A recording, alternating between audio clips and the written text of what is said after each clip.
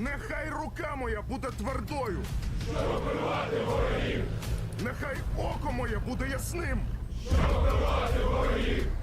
Нехай зброя моя буде справною. Щоб вбивати ворогів. Нехай воля моя буде сталь.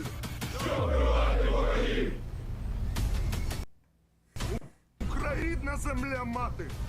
Господь, Отець наш Небесний, Благословіть наш рішучий наступ, нашу священну помсту, нашу святу перемогу.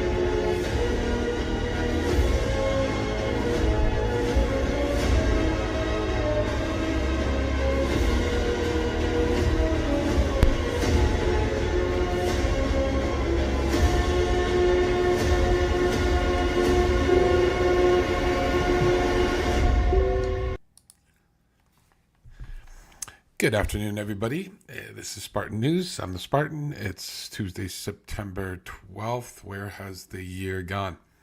I just thought I would do I kind of toyed between doing just a regular video update, doing a bunch of shorts, or trying live in the afternoon. So I thought I'd try live in the afternoon.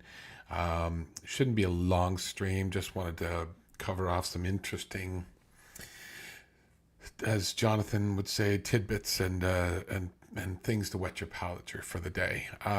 So to start off with, we'll just cover off on the Russian losses for the last 24 hours. Kind of a, scary to say, but kind of a standard day as far as 550 troops no longer taking part in the 3-day special military operation. 8 tanks were removed, 11 APVs, 33 artillery pieces. That artillery, so I think it's safe to say that they're on a record-setting pace for removing artillery pieces.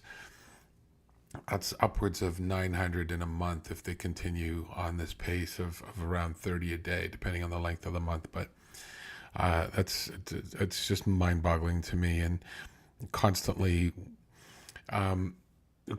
see videos, and I've heard a couple of people. I do watch Jonathan M.S. Pierce. He's fantastic, and some other content creators and news reporters. Jonathan basically makes the point that the Ukrainian MOD only puts out a certain amount of videos to kind of validate what they're talking about, but that they won't put out every single video of every single hit. That may be the case, especially if they're using OPSEC, right? And they're basically like a unit is taking a video of a particular strike, and then filtering that directly through to the MOD to approve, and then the MOD basically says yes, we'll send it out. So that very well may be the case, and it is a lot of work. And if you have 33 artillery pieces, are you really going to want to process 33 individual videos if you have them? My point being is I'm not quite sure that they have all of the videos. I think sometimes in order to get the best video possible, you have to have, let's say it's a drone assisted strike. You have to have the drone that's got the visual on the target and or what's going to strike the target. You have an FPV drone potentially that's going to be flying in and striking the target. So you need at least those two things, if not some sort of ground observation, a Stugna camera, etc. So I'm just throwing that out there, that I don't think that the Ukrainians have visual confirmation of everything that they strike. Sometimes, for example, if the Russians fire on the Ukrainian position and the Ukrainians have a counter battery radar set up, they're going to know exactly where that fire came from. They're going to return fire within 3 minutes or less. If they have the availability, if they're a HIMARS or an M777 or whatever set up and ready to go, they're going to return fire. They're not going to wait until they get a visual confirmation of what's out there. They're going to fire right away. So a lot of these hits may be confirmed, basically the smoke on the horizon, for example, after the fact, whereas they are 100% sure that they took out the artillery piece that was firing on them, but they don't have a visual confirmation. Ergo, they don't have a video to provide. Then we don't see it. That's just, and then that wreckage could be seen at a later date as the Ukrainians take over that territory and move through. And lo and behold, there's, like a Mr. S sitting in the woods, rusted out and blown up, and we don't know which day it was from, but they saw the smoke on the horizon, knowing that they had hit it. Just something, food for thought, why we don't always see all the videos. But again, it is a lot when you're taking out 70 to 120 sort of pieces of equipment every day. You're not going to have a video, I don't think, for every one of them. So anyways, food for thought. 3 anti-aircraft, four MLRSs, multiple launch rocket systems, which is fantastic. You can see here MLRS 764, it's just a little above 1 per day. So when you take out 4, that's fantastic. Anti-aircraft warfare systems, those are below 1 a day. So again, and they're very expensive, high-end, and impossible to replace. So when you see 3 anti-aircraft warfare systems taken out, that's above average. That's a good day. 17 UAVs. I think you're going to see that number go up again tomorrow. I believe the Russians launched, based on Zelensky's speech, the Russians launched a wave of drone and missile strikes across the country last night. So we'll see what they shot down tomorrow. And 43 vehicles and fuel tanks. Really wanted to, really highlight that with the exclamation points. 43 vehicles and fuel tanks. That might be a new record. I'm not sure. In addition to the vehicles and fuel tanks, just the number in itself, I would challenge anybody out there to find, like recently destroyed KAMAZ, brand new or a couple of year old KAMAZ trucks. A lot of what's being destroyed now is our civilian fuel trucks and civilian Scooby-Doo vans. They do not have military transport for their troops. And they don't have that fleet of a couple of thousand new KAMAZ trucks to move fuel, equipment, that sort of stuff. So everything that I'm seeing, or just about everything that I'm seeing now, is repurposed civilian vehicles. 19 boats and ships. This number should go up tomorrow, I hope. I'm really hoping we see some video. The Russian Ministry of Defense, Hanna Magyar, stated that the Ukrainians destroyed 6 riverine boats of the Russian Navy or military, whatever you want to call them, in the last 24 hours on the Dnipro River. So I don't know if that was the Russians trying to make a push across the river, or if that was the Russians being sloppy and leaving their boats parked or available to be struck in a certain spot. But long story short, I hope we see this boats and ships number move up to 25 tomorrow. That would be ideal. And that Kerch Bridge needs to move to 3. Moving on, I'm not going to play this full video, but this is linked in the video description if you want to watch the full video. This is basically a couple of soldiers from the 47th, a couple of tankers from the 47th Mechanized Brigade describing their experiences with the Leopard tank. I just wanted to play a little bit of it to give you a taste of it. It's fantastic to see these people get their hands on, get trained, and then get their hands on new, modern, or newish modern Western equipment, and then basically you're interviewed to what do you think? Like, was it worth it? Oops. So we're gonna kill that until the music is done.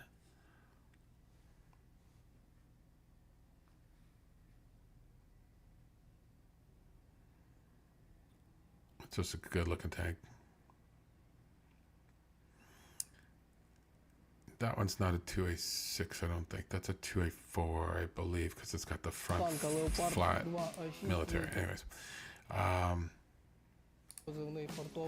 So here's the commander.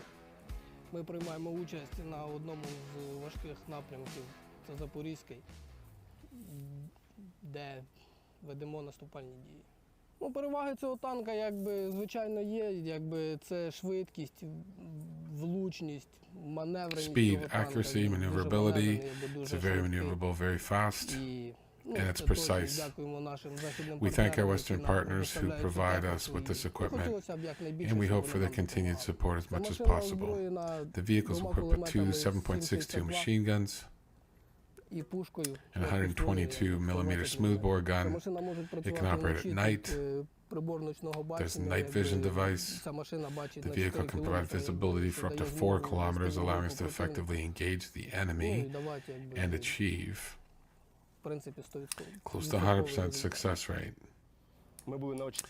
So when they're able to, and again, the Challenger 2 can go up to 5. I think the optics on it are good for 5 kilometers plus, at least.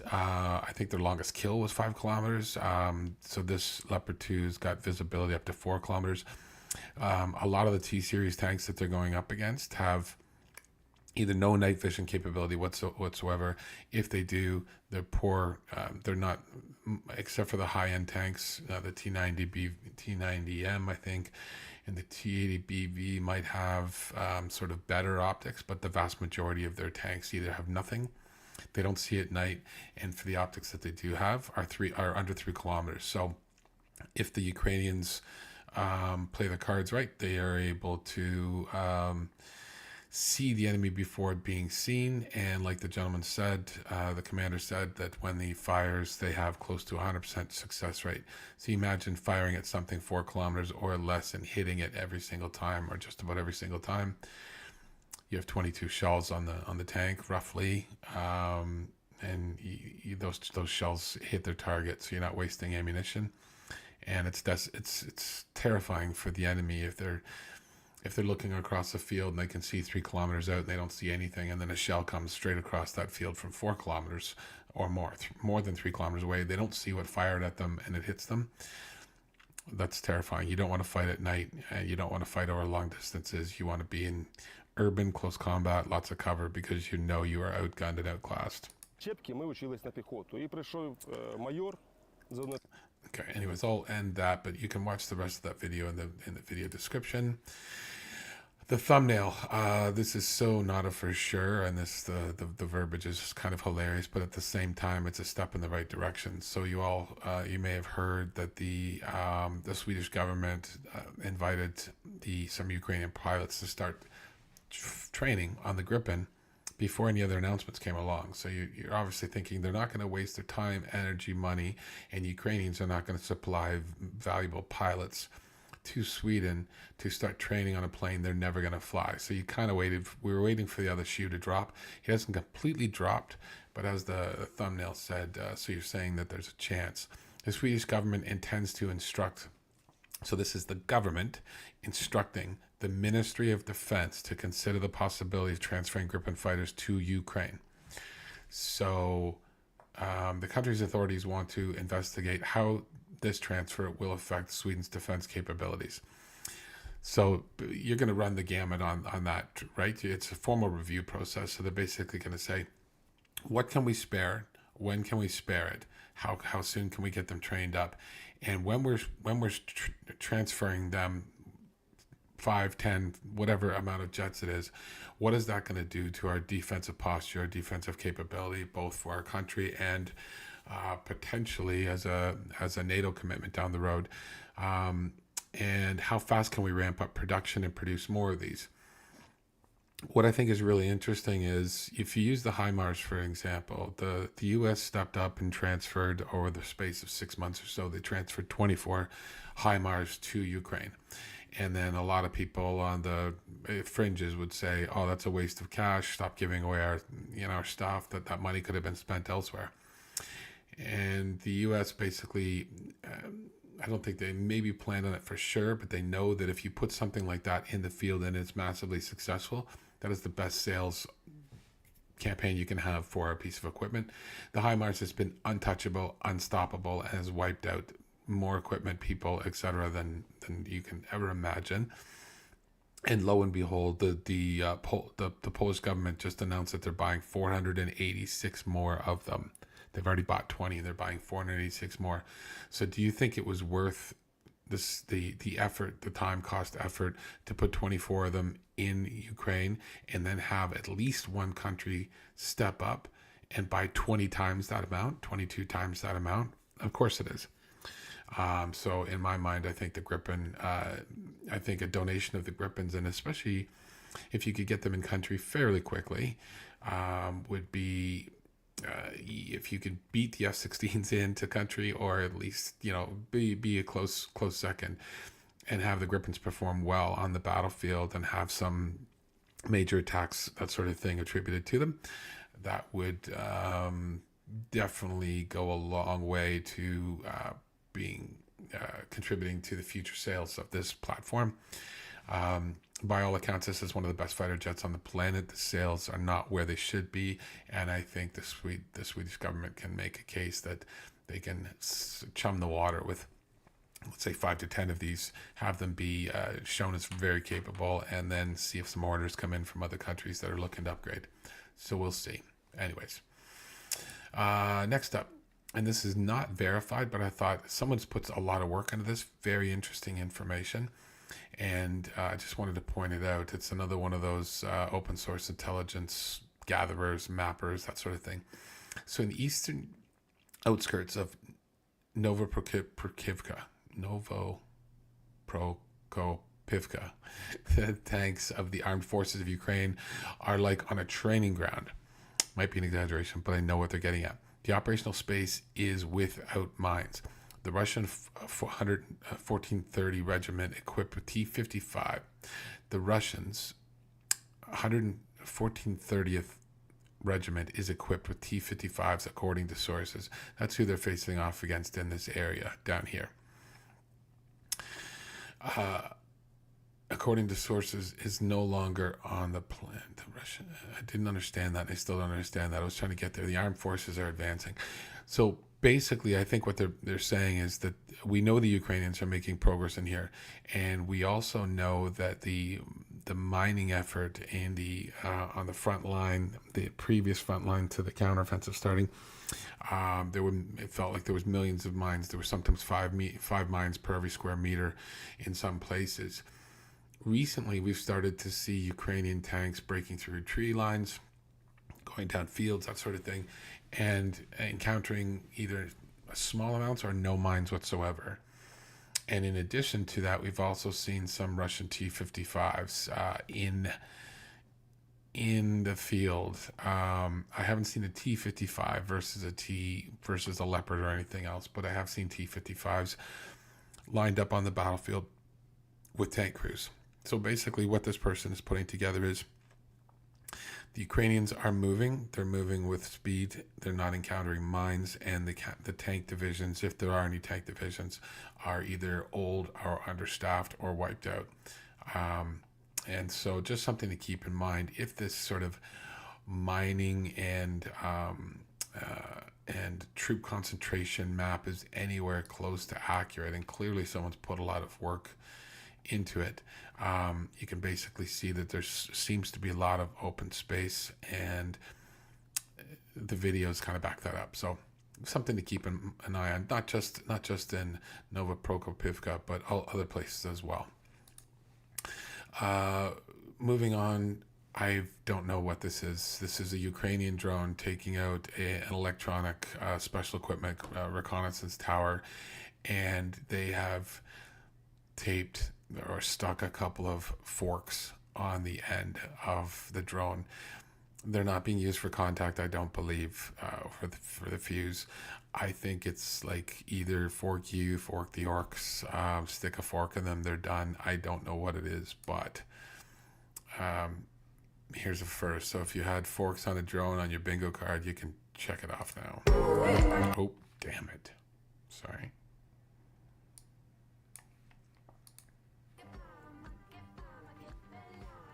Oh, that's going to be copyrighted. So you can see it's not sticking out. It's not spinning. It looks like a propeller, but it's not really spinning. I legit think somebody just took a couple of forks and made a propeller for fun. And, you know, maybe it's the play on words or the rhyme or something like that, but there you go. Anyways, stop this. So this is a CNN report. Russian troops, and I've seen so many pieces to back this up too. Russian troops spent hundreds of missiles and UAVs to destroy dummies, basically decoys of everything, and the level of detail on the decoys is getting better and better, and there's more and more of them. So the range of the decoys are expanding, and among them are, in no particular order, a D-20 and M777 howitzers, air defense systems, and radars. The radars, I've seen a bunch of them. I've also seen a T-72.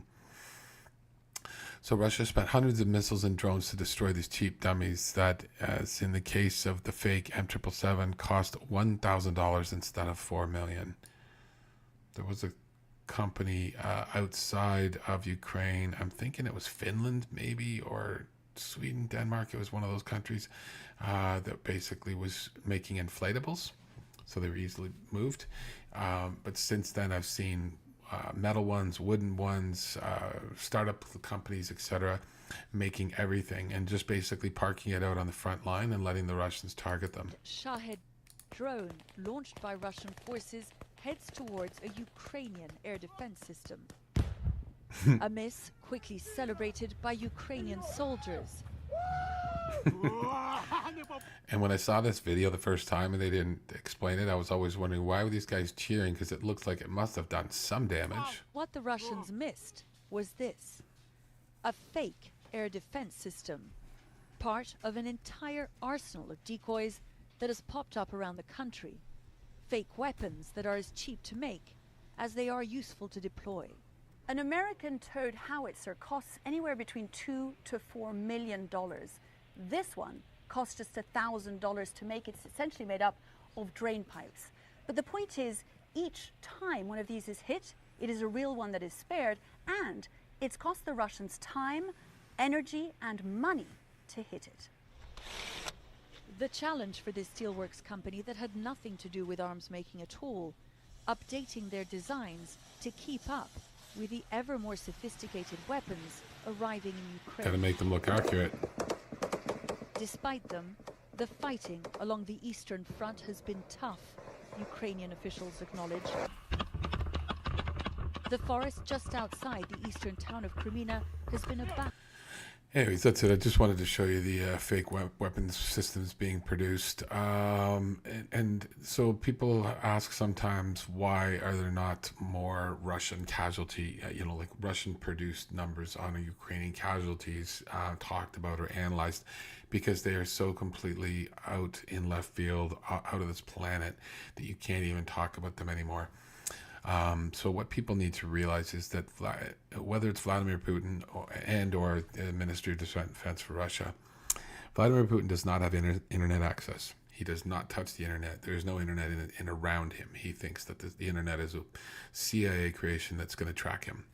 He does not own a cell phone. He does not own a laptop. He does not own a PC. He does not own an iPad. Nothing at all. He has no electronic devices.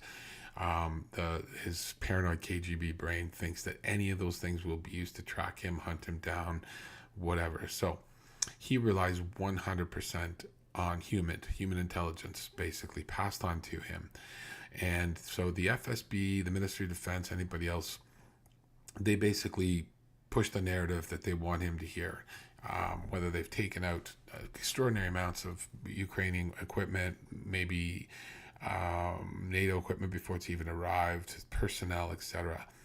And Vladimir Putin does, he has a notepad and he has a pen, and he will mark down this information and he will add it up and keep an aggregate.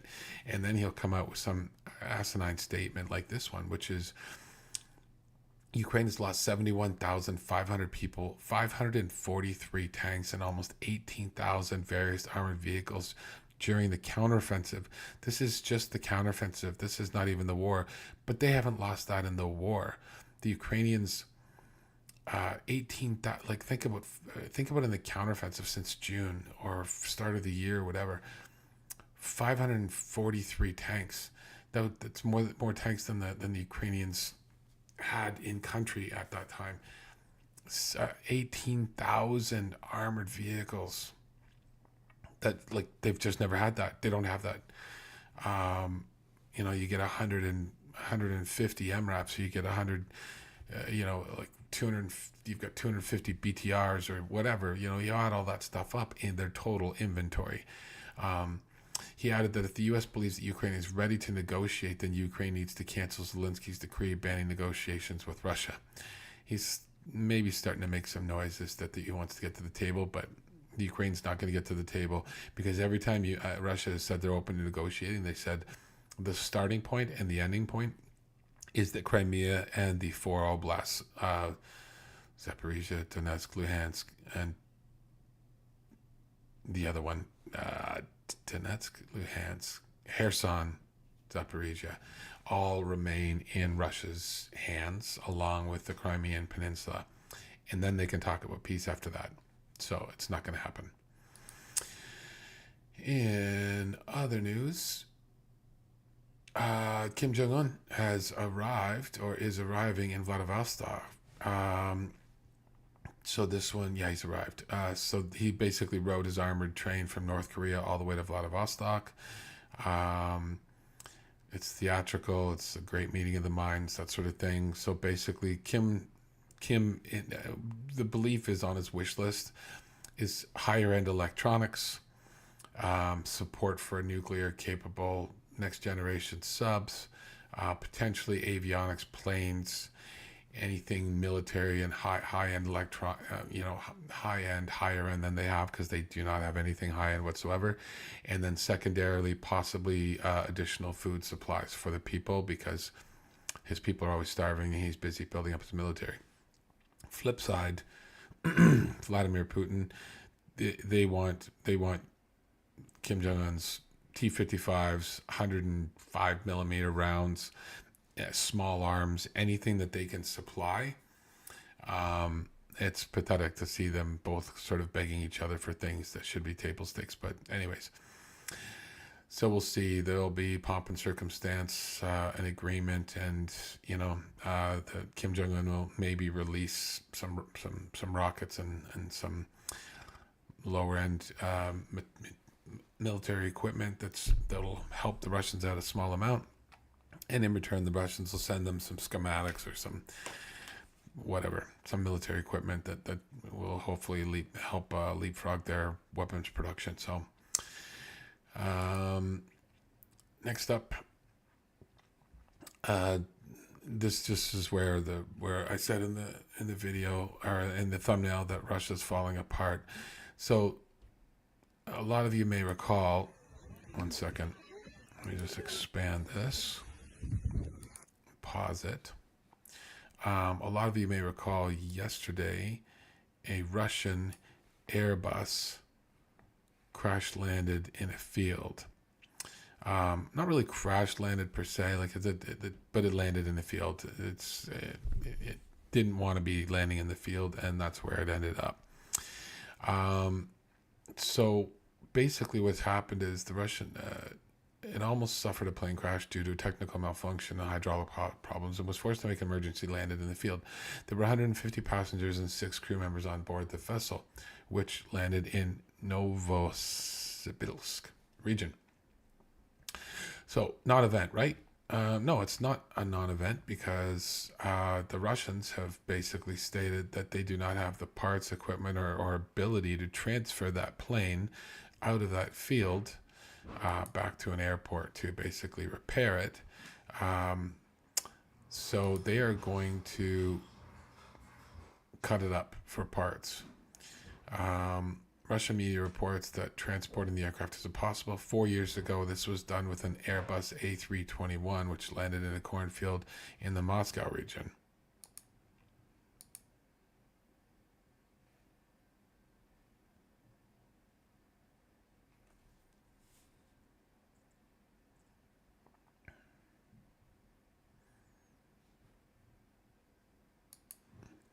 So that is what Moscow does. If your plane crashes, they chop it up for spare parts and pretend it never happened. This would be funny if it wasn't so sad, but I'll let it play. This is basically a military commander visiting the families of troops that have died under his command, and he's dropping off a bag of potatoes for payback. I'm your son's commander. He was a good guy. He was killed. Командиру нашего сына. Here's the father. Okay, thanks. Appreciate it. Хороший парень. Сейчас, был очень хороший парень. Погиб во время танковой атаки. И блиндажа с гранатомета выскочил, попал по снайпера. They don't look too devastated to hear that he's passed away. Настоящий был боец, хороший человек, надежный. Про кого, вот, ну, есть, как говорят, о мертвых никак, но про него вот нельзя не сказать добрых слов. Очень был хороший парень, разведчик был у нас. Очень был надежный. Да, очень был надежный парень. Настоящий. And, okay, now that the formalities are done, there's your bag of potatoes. Вот, я хотел пару Thank you слов for your сказать, service. вот, ребята, кто вот по Ямполю, вот, отец нашего Андрея Сороки, как говорится, многие его помним, каким был хорошим человеком, каким был боевым, всегда на него мог надеяться. Спасибо. И вам спасибо.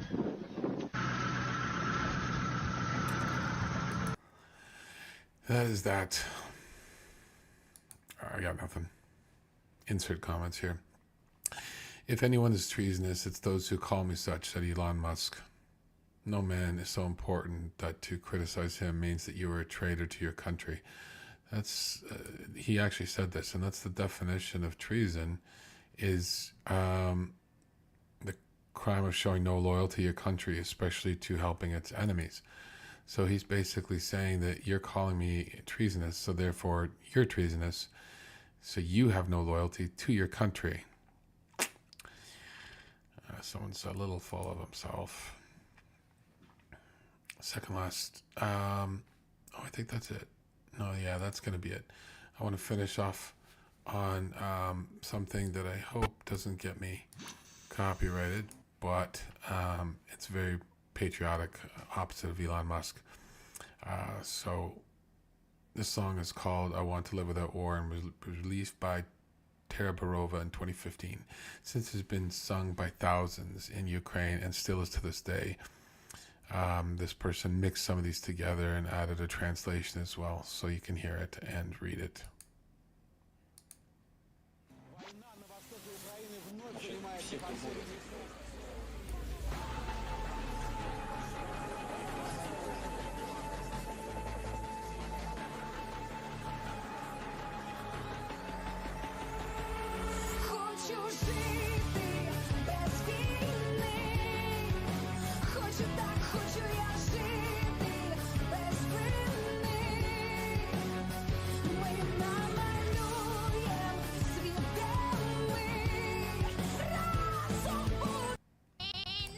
Oh, sorry.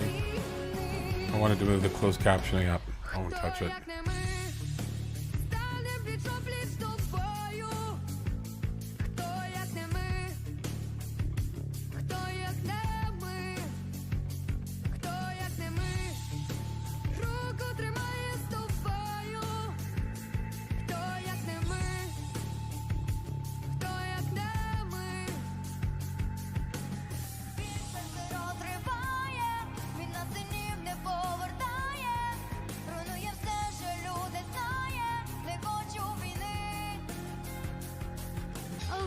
Вже крові досить, втомила нас безжальна осінь.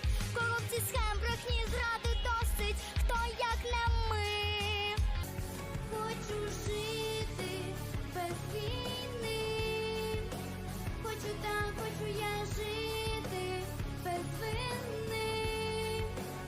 Ми намалюєм світ, де ми разом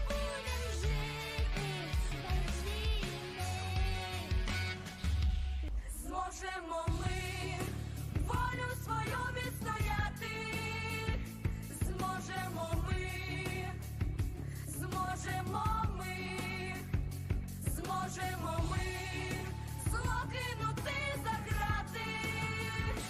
Зможемо ми, зможемо ми.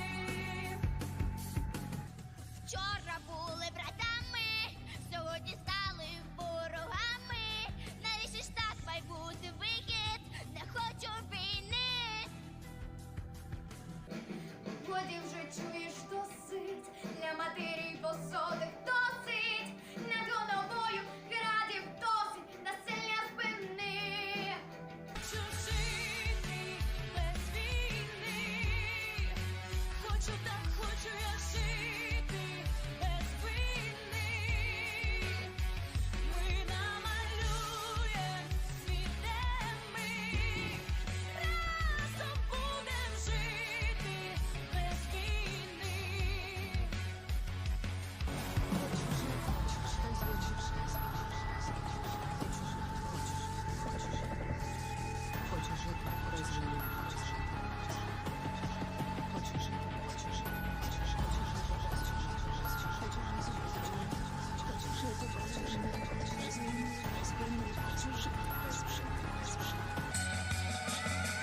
Хочу жити без війни. Хочу так, хочу я жити без війни. Ми намалюєм світ, де ми разом будем жити без війни.